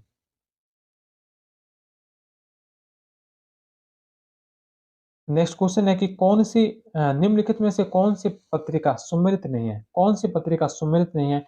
तो पहली है युगांतर। युगांतर रविंद्रनाथ टैगोर। युगांतर पत्रिका शुरू रविंद्रनाथ टैगोर ने नहीं की थी, बल्कि युगांतर पत्रिका जो है यह बरिंदर कुमार घोष और भूपेंद्र नाथ दत्त के द्वारा शुरू की गई थी। तो पहला ही ऑप्शन इसमें गलत होगा। दूसरा है अमृत बाजार पत्रिका। अमृत बाजार पत्रिका की जो शुरुआत की थी, यह की थी शिशिर कुमार घोष ने। हिंदू पेट्रियाट हरिश्चंद्र मुखर्जी के द्वारा इंडियन स्टेटमैन इंडियन स्टेटमैन है जो रॉबर्ट नाइट के द्वारा शुरू की गई थी। 2, 3 और 4 सही है। 1 नंबर है जो सुमेलित नहीं है। नेक्स्ट क्वेश्चन है, इसको भी सुमेलित करना है। इसमें भी एक तरफ समाचार पत्रों के नाम दे रखे हैं और सामने उनके संपादकों के नाम दे रखे हैं। सबसे पहले नंबर पर है सोम प्रकाश। सोम प्रकाश के जो संपादक थे वह थे ईश्वर चंद्र विद्यासागर। एक में ए में एक। दूसरा इंडियन मिरर। इंडियन मिरर के जो संपादक थे वो थे देवेंद्र नाथ टैगोर। तो बी में 2। तीसरे नंबर पर है अमृत बाजार पत्रिका। अमृत बाजार पत्रिका शिशिर कुमार घोष की और नेटिव ओपिनियन। नेटिव ओपिनियन है जो वी एन मंडलिक के द्वारा शुरू किया गया था। तो डी में 4। 1 में 1, 2 में 2, 3 में 3 और 4 में 4। 1 नंबर ऑप्शन। नेक्स्ट क्वेश्चन है, वर्नाकुलर प्रेस अधिनियम के संबंध में कौन सा कथन असत्य है? वर्नाकुलर प्रेस अधिनियम से संबंधित कौन सा कथन है जो असत्य कथन है? सबसे पहला इसे कैंगिंग एक्ट के नाम से जाना जाता है, तो ये सही है। दूसरा, इस एक्ट में मजिस्ट्रेट को अधिकार दिया कि वे भारतीय भाषाओं के समाचार पत्रों से एक बॉन्ड भरवा ले कि वे आपत्तिजनक सामग्री प्रकाशित नहीं करेंगे, तो यह भी सही है। तीसरा, वर्नाकुलर प्रेस एक्ट को लॉर्ड रिपन ने 1882 में रद्द कर दिया था, तो यह भी सत्य है। चौथा ऑप्शन है कि इस एक्ट में मजिस्ट्रेट की कार्यवाही के खिलाफ अपील करने का अधिकार था, तो मजिस्ट्रेट की कार्यवाही के खिलाफ इसमें अपील करने का अधिकार नहीं था। 4 नंबर ऑप्शन इसका गलत होगा। 1882 में वर्नाकुलर प्रेस एक्ट में मजिस्ट्रेट की किसी भी कार्रवाई के खिलाफ अपील करने का अधिकार नहीं था। नेक्स्ट क्वेश्चन है कि किस समिति की सिफारिशों के आधार पर 1908 व 1910 के प्रेस अधिनियमों को रद्द कर दिया गया था? कौन सी समिति की सिफारिशों के आधार पर 1908 और 1910 के प्रेस अधिनियमों को रद्द कर दिया गया था? तो तेज बहादुर सप्रू समिति के आधार पर, की सिफारिशों के आधार पर। 2 नंबर ऑप्शन। समाचार पत्र संबंधी कानूनों की समीक्षा के लिए 1931 में गठित की गई तेज बहादुर सप्रू समिति की सिफारिशों के आधार पर 1908 व 1910 के प्रेस अधिनियमों को रद्द किया गया था। नेक्स्ट क्वेश्चन है कि कौन सा युग्म सुमेलित नहीं है? इनमें से कौन सा जो सुमेलित नहीं है? एक तरफ समाचार एजेंसियों के नाम दे रखे हैं और सामने उनके स्थापना और वर्ष दे रखे हैं। सबसे पहले नंबर पर एजेंसी है राइटर। राइटर की स्थापना 1860 में हुई, ये सही है। दूसरी एजेंसी है associate press of India. Associate press of India की स्थापना 1905 में हुई थी। Free press news service. Free press news जो सर्विस है यह 1930 में नहीं बल्कि 1927 के अंदर इसकी स्थापना की गई थी। 3 नंबर ऑप्शन गलत है। और चौथा है कि United press of India. United press of India जिसकी स्थापना 1934 में की गई थी। 1, 2 और 4 सही है, 3 नंबर इसमें गलत होगा। फ्री प्रेस न्यूज सर्विस समाचार एजेंसी की स्थापना 1927 में हुई थी। नेक्स्ट क्वेश्चन है भारतीय राष्ट्रीय आंदोलन के उदारवादी चरण। भारतीय राष्ट्रीय आंदोलन के उदारवादी चरण 1885 से 1905 संबंधी निम्न कथनों पर विचार करते हुए सही कथन या कथनों का चयन कीजिए। भारतीय राष्ट्रीय आंदोलन के उदारवादी चरण 1885 से 1905 से संबंधित निम्न कथनों में से सही कथनों का जो चयन कीजिए। सबसे पहले नंबर पर है कि आधुनिक यूरोप की समृद्ध लोकतांत्रिक एवं वैज्ञानिक संस्कृति का समर्थन किया। ब्रिटिश साम्राज्यवाद के आर्थिक पहलू की कड़ी की आलोचना की थी। तो इसमें दोनों ही ऑप्शन है जो सही है। 3 नंबर ऑप्शन। भारतीय राष्ट्रीय आंदोलन के उदारवादी चरण के नेताओं ने भारत में अनब्रिटिश रूल अर्थात जैसा ब्रिटेन में शासन है वैसा भारत में नहीं, हम बताते हुए भारत में भी आधुनिक यूरोप की समृद्ध लोकतांत्रिक परंपरा को लागू करने की वकालत की। उदारवादी चरण में उपनिवेशवादी अर्थव्यवस्था की आर्थिक आलोचना प्रस्तुत की, जिसे आर्थिक राष्ट्रवाद के नाम से जाना जाता है। नेक्स्ट क्वेश्चन है कि भारत की एक राष्ट्र के रूप में पहचान को दृश्य माध्यम से संबद्ध करने हेतु किस चित्रकार ने सर्वप्रथम भारत माता के चित्र की रचना की? भारत की एक राष्ट्र के रूप में पहचान को दृश्य माध्यम से संबद्ध करने हेतु किस चित्रकार ने सर्वप्रथम भारत माता के चित्र की रचना की थी? अवनींद्रनाथ टैगोर। स्वदेशी आंदोलन के प्रणेता अवनींद्रनाथ टैगोर ने भारत माता की विख्यात छवि को चित्रित किया। छवि में भारत माता को एक सन्यासिनी के रूप में दर्शाया गया है। नेक्स्ट क्वेश्चन है स्वदेशी आंदोलन के दौरान किसने स्वदेशी स्टीम नेविगेशन कंपनी की स्थापना की? स्वदेशी आंदोलन के दौरान किसने स्वदेशी स्टीम नेविगेशन कंपनी की स्थापना की थी? चिदम्बरम पिल्लई। चिदम्बरम पिल्लई द्वारा स्वदेशी स्टीम नेविगेशन कंपनी की स्थापना की गई थी जो कि कोलंबो तक जल परिवहन करती थी। नेक्स्ट क्वेश्चन है कि 1884 में स्थापित मद्रास महाजन सभा से संबंधित नहीं है। 1884 में स्थापित मद्रास महाजन सभा से संबंधित इनमें से क्या नहीं, कौन नहीं है? तो एम वीर राघवाचार्य, जी सुब्रमण्यम अय्यर और पी रंगैया नायडू, ये तीनों मद्रास महाजन सभा से संबंधित सदस्य है। केटी तेलंग इससे संबंधित नहीं है। मद्रास में एम वीर राघवाचार्य, सी सुब्रमण्यम अय्यर, पी आनंद चार्लू, पी रंगैया नेताओं ने 1884 में मद्रास महाजन सभा की स्थापना की थी। नेक्स्ट क्वेश्चन है सुरेंद्रनाथ बनर्जी के द्वारा इंडियन एसोसिएशन की स्थापना कब की गई थी? तो इसकी स्थापना हुई थी 1876 में। 1876, 3 number option.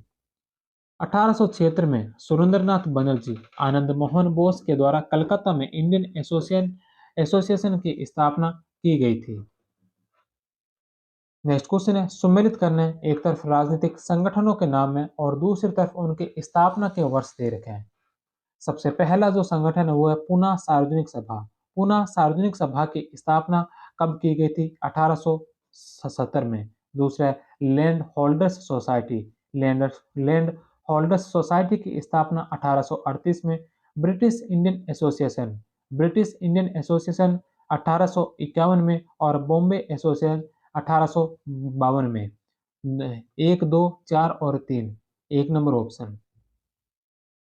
Land holder society 1838, पुनः सार्वजनिक सभा 1870, ब्रिटिश इंडियन एसोसिएशन 1851 और बॉम्बे एसोसिएशन 1852।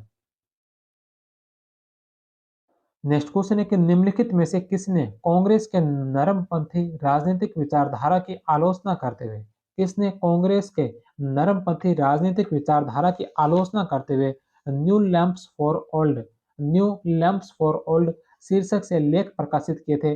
अरविंद घोष ने। दो नंबर ऑप्शन।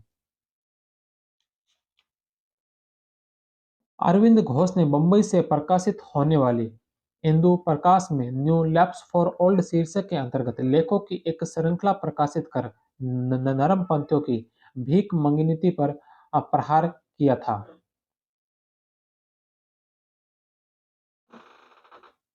नेक्स्ट क्वेश्चन है कि निम्नलिखित संस्थाओं में से कौन सी संस्था प्रार्थना समाज के सानिध्य में स्थापित नहीं की गई थी? निम्नलिखित में से कौन सी संस्था जो प्रार्थना समाज के सानिध्य में स्थापित नहीं की गई थी?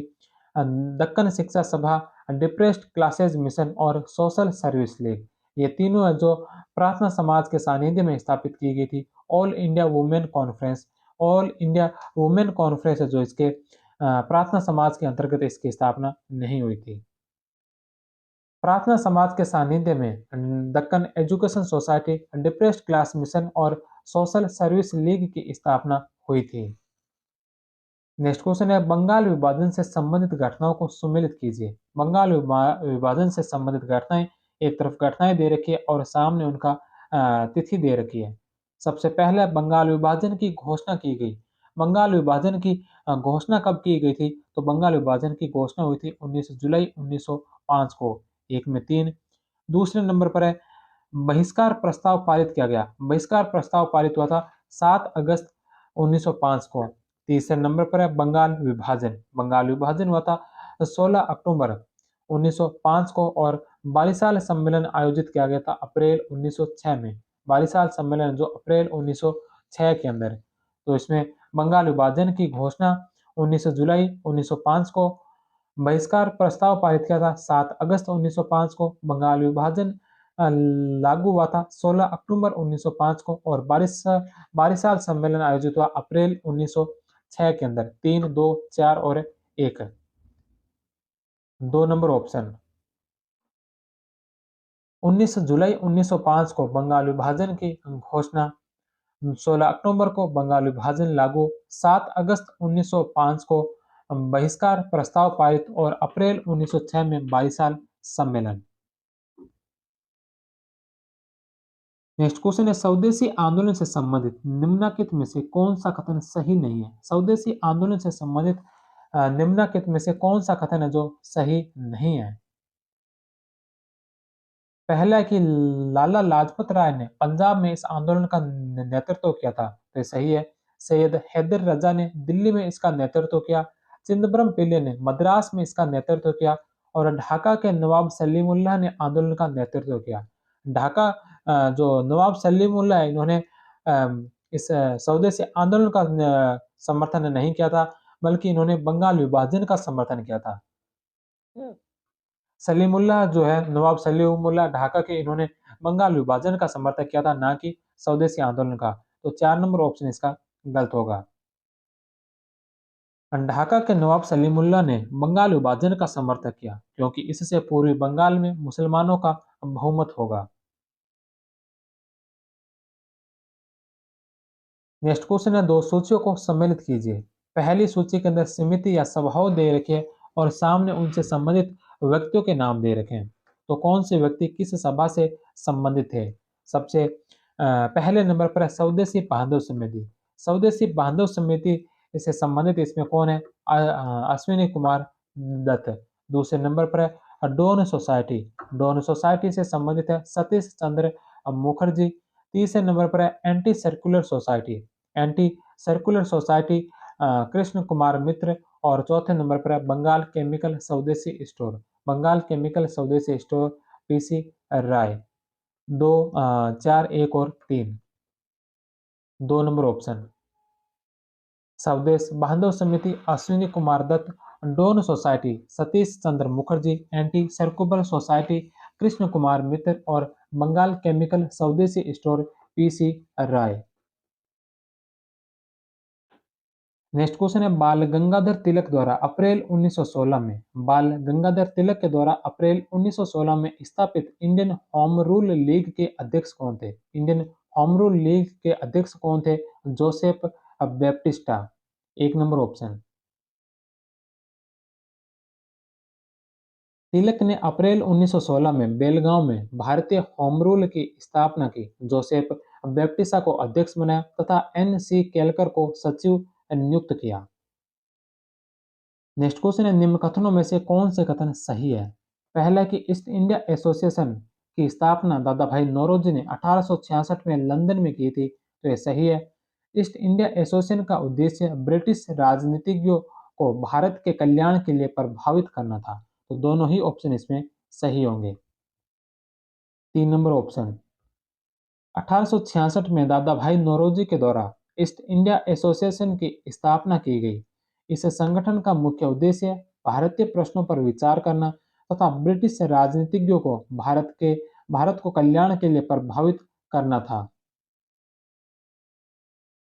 नेक्स्ट क्वेश्चन है कि निम्नलिखित में से किसकी रचना स्वामी दयानंद सरस्वती ने की थी? निम्नलिखित में से किसकी रचना जो स्वामी दयानंद सरस्वती ने की थी? स्वामी दयानंद सरस्वती ने इसमें व्यवहार भानु, गो गो करुणा निधि, संस्कार विधि और ऋग्वेद भाष्य भूमिका, इन चारों की रचनाएं हैं जो स्वामी दयानंद सरस्वती के द्वारा की गई है। दो नंबर ऑप्शन। संस्कार विधि, ऋग्वेद भाष्य भूमिका, व्यवहार भानु, गोकरुणा निधि, पूना प्रवचन 1875 में हिंदी भाषा में सत्यार्थ प्रकाश लिखी है। नेक्स्ट क्वेश्चन है कि निम्नलिखित में से कौन मद्रास की जस्टिस पार्टी की स्थापना से संबंध नहीं है?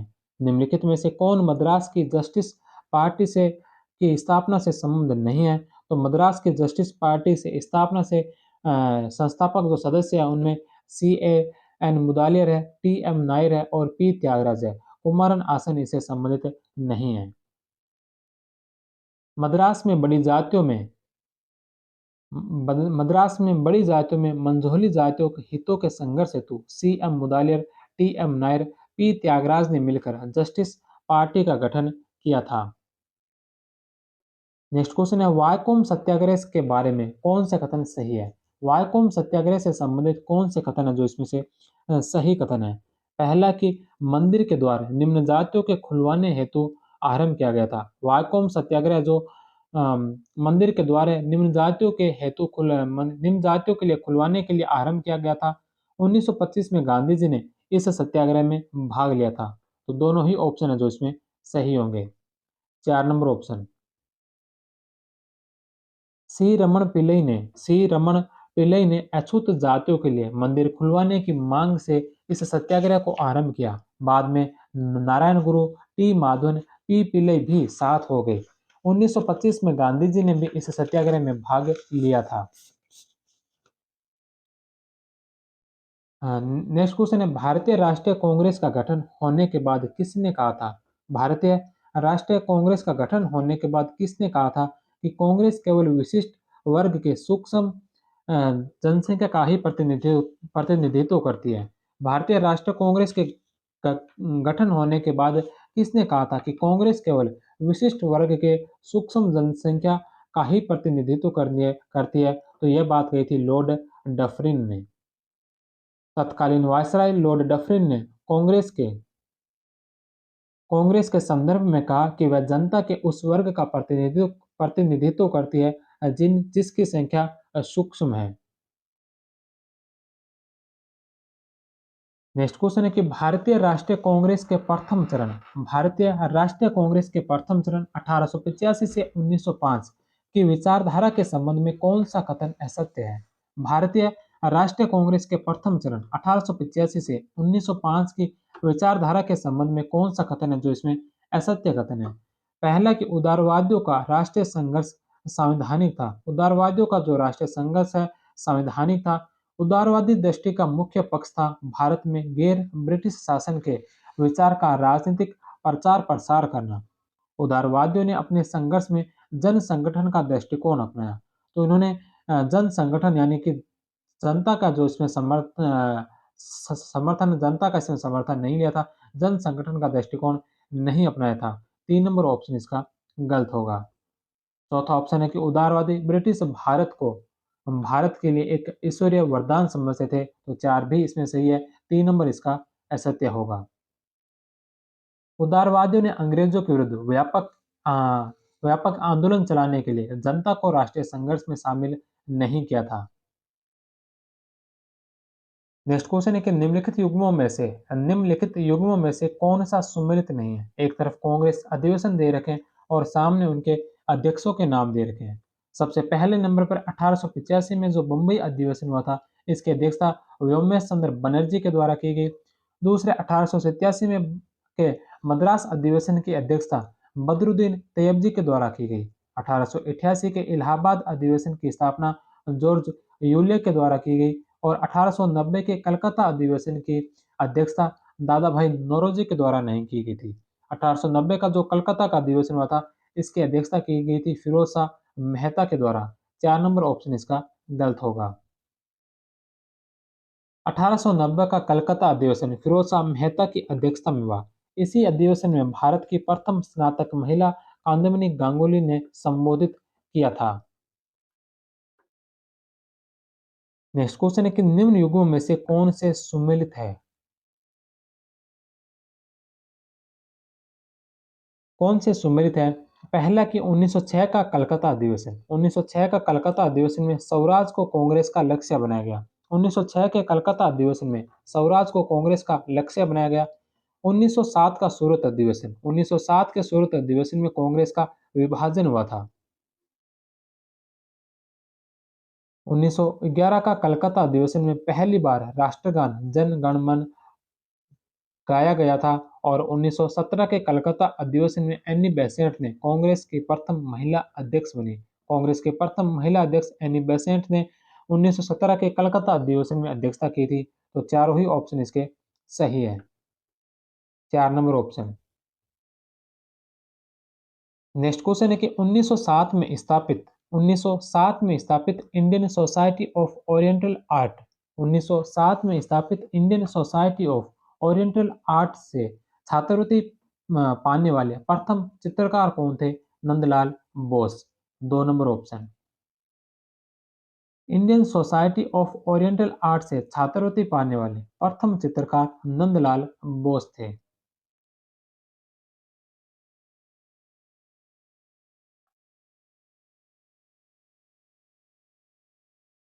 नेक्स्ट क्वेश्चन है कि कांग्रेस के मंच से उग्रवादी राष्ट्रवादियों के उदय कारणों के संदर्भ में कौन से कथन सत्य है?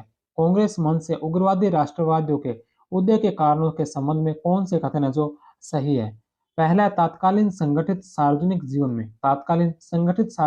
में दो पक्षों के मध्य प्रतियोगिता और संघर्ष की प्रवृत्ति कांग्रेस के मंच पर गर्मपंथी विचारधारा का उदय इस प्रवृत्ति की ही अभिव्यक्ति थी। दूसरा, इस उदय में विचारधारात्मक प्रेरणा बंकिम चंद्र विवेकानंद द्वारा प्रस्तुत शक्ति ओज क्षमता के विचारों से मिली।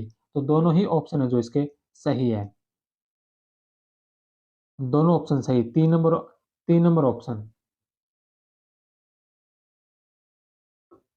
इस समय के तत्कालीन संगठित सार्वजनिक जीवन में दो पक्षों के मध्य प्रतियोगिता और संघर्ष की प्रवृत्ति थी। जैसे महाराष्ट्र में तिलक और गोखले के बीच पुनः सार्वजनिक सभा पर नियंत्रण को लेकर प्रतिस्पर्धा, बंगाल में ब्रह्म समाज में विभाजन, बंगाली और अमृत बाजार पत्रिका के बीच प्रतियोगिता।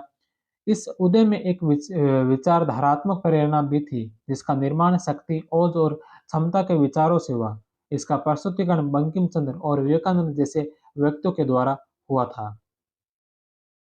नेक्स्ट क्वेश्चन है कि कांग्रेस के सूरत अधिवेशन 1907, कांग्रेस का 1907 का जो सूरत अधिवेशन था, इसके संबंध में कौन सा कथन है जो असत्य है? पहला कि सूरत अधिवेशन कांग्रेस का 23वां अधिवेशन था। 1907 का जो सूरत अधिवेशन था, कांग्रेस का 23वां अधिवेशन था, तो यह सही है। यह अधिवेशन पहले नागपुर में होना प्रस्तावित था। 1907 का सूरत अधिवेशन जो पहले नागपुर में होना प्रस्तावित था, यह भी सही है। इसके अध्यक्ष रास बिहारी बोस थे। तो इसके अध्यक्ष रास बिहारी बोस नहीं बल्कि रास बिहारी घोष थे। बोस और घोष, इतना सा इसमें कंफ्यूजन मत रहना। रास बिहारी बोस नहीं थे, रास बिहारी घोष थे। इसलिए 3 नंबर ऑप्शन इसका गलत होगा। और चौथा ऑप्शन है कि मिंटो द्वितीय ने मार्ले को लिखे पत्र में कहा कि सूरत फूट हमारी बड़ी विजय है। सूरत फूट हमारी बड़ी विजय, यह मिंटो द्वितीय ने मार्ले को लिखे पत्र में लिखा था। तो यह भी सही है। तो इसमें असत्य है 3 नंबर ऑप्शन। 1907 में कांग्रेस के सूरत अधिवेशन में अध्यक्ष रास बिहारी घोष थे। नेक्स्ट क्वेश्चन है कि निम्नलिखित कथनों पर विचार कीजिए। पहला कि बंगाल के विभाजन के खिलाफ विचार फैलाने के लिए बंगाली हितवादी संजीवनी जैसे समाचार पत्रों का इस्तेमाल किया गया।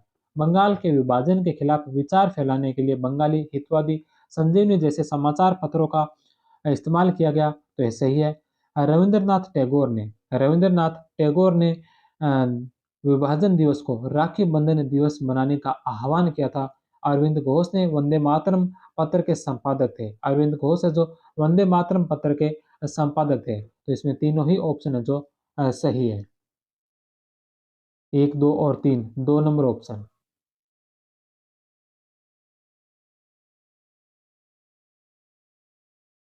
स्वदेशी आंदोलन के समय हितवादी संजीवनी बंगाली जैसे समाचार पत्रों का इस्तेमाल बंगाल के विभाजन के खिलाफ विचार फैलाने के लिए किया गया। रविंद्रनाथ टैगोर के सुझाव पर विभाजन दिवस को एकता के प्रतीक के रूप में राखी बंधन दिवस के रूप में मनाया गया। वंदे मातरम पत्र के संपादक अरविंद घोष थे। नेक्स्ट क्वेश्चन है कि सामाजिक धार्मिक सुधार आंदोलन के स्वरूप के संदर्भ में कौन सा कथन असत्य है? सामाजिक धार्मिक सुधार आंदोलन के स्वरूप के संबंध में कौन सा कथन है जो असत्य कथन है? पहला कि इनका सामाजिक आधार मध्यम वर्गीय था। इनका सामाजिक आधार मध्यम वर्गीय था। धार्मिक दृष्टि अलौकिक थी। धार्मिक दृष्टि अलौकिक नहीं बल्कि लौकिक थी।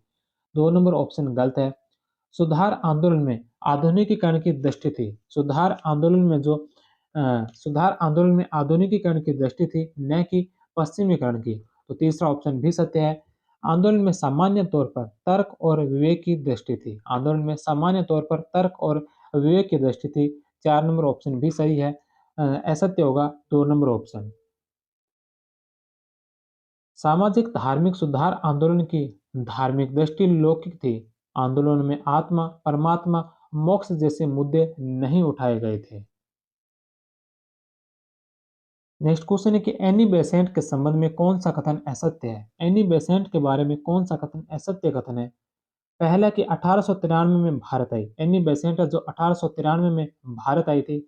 1898 ईस्वी में बनारस के सेंट्रल हिंदू कॉलेज की स्थापना की। 1898 ईस्वी में बनारस में सेंट्रल हिंदू कॉलेज की स्थापना की थी। तीसरा नंबर ऑप्शन है कि एनी बेसेंट ने न्यू इंडिया और कॉमनवेल्थ नामक अखबार निकाले। एनी बेसेंट ने न्यू इंडिया और कॉमनवेल्थ नामक अखबार निकाले थे। रविंद्रनाथ टैगोर ने एनी बेसेंट की गिरफ्तारी के विरुद्ध नाइटहुड की उपाधि त्याग दी थी। एनी बेसेंट की गिरफ्तारी के विरोध में जो नाइटहुड की उपाधि त्यागी थी, यह रविंद्रनाथ टैगोर ने नहीं बल्कि यह उपाधि त्यागी थी सर एस सुब्रमण्यम अय्यर ने। तो 4 नंबर ऑप्शन इसका जो असत्य होगा। इसमें असत्य कथन पूछा है, 4 नंबर ऑप्शन। जून 1917 में होम रूल के बढ़ते प्रभाव को देखकर सरकार ने एनी बेसेंट को गिरफ्तार करके उटकमंड उटकमंड में नजरबंद कर दिया। इसके विरुद्ध में सर एस सुब्रमण्यम अय्यर ने नाइटहुड की उपाधि त्याग दी थी। नेक्स्ट क्वेश्चन है कि कांग्रेस के कलकत्ता अधिवेशन 1906, कांग्रेस के 1906 के कलकत्ता अधिवेशन में गर्मपंथियों से जुड़े 4 प्रस्ताव पारित किए गए। निम्न में से कौन सा एक इसमें शामिल नहीं था? स्वदेशी राष्ट्रीय शिक्षा का बहिष्कार तथा पूर्ण स्वतंत्रता का इसमें प्रस्ताव नहीं था। 3 नंबर ऑप्शन। 1906 में कांग्रेस का अधिवेशन दादा भाई नौरोजी की अध्यक्षता में कलकत्ता में हुआ, जिसमें गर्मपंथियों से जुड़े चार प्रस्ताव स्वदेशी बहिष्कार, राष्ट्रीय शिक्षा और स्वशासन थे।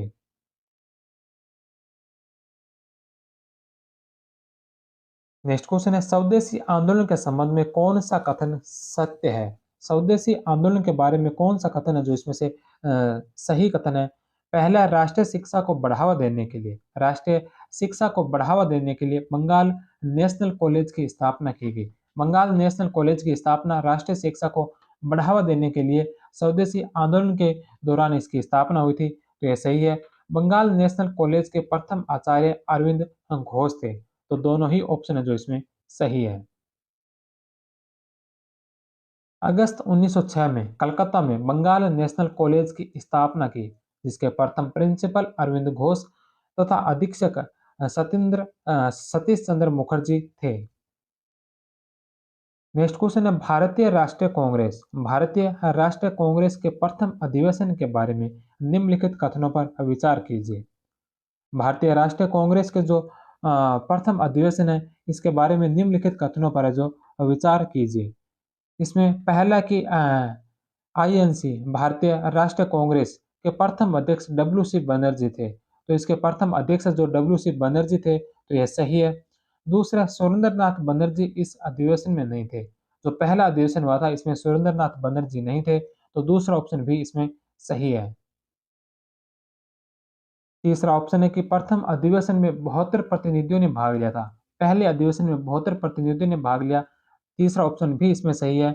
और चौथा ऑप्शन है कि प्रथम अधिवेशन नागपुर में होना था, मगर यहाँ हैजे के प्रसार के कारण मुंबई में हुआ, तो यह बात गलत है। प्रथम जो अधिवेशन यह नागपुर में नहीं बल्कि पूना में होना था, मगर वहां पर हैजे के कारण यह मुंबई में हुआ था। तो नागपुर में नहीं होना था, यह पूना में होना था, लेकिन हुआ बाद में मुंबई में। तो 4 नंबर ऑप्शन इसका गलत होगा।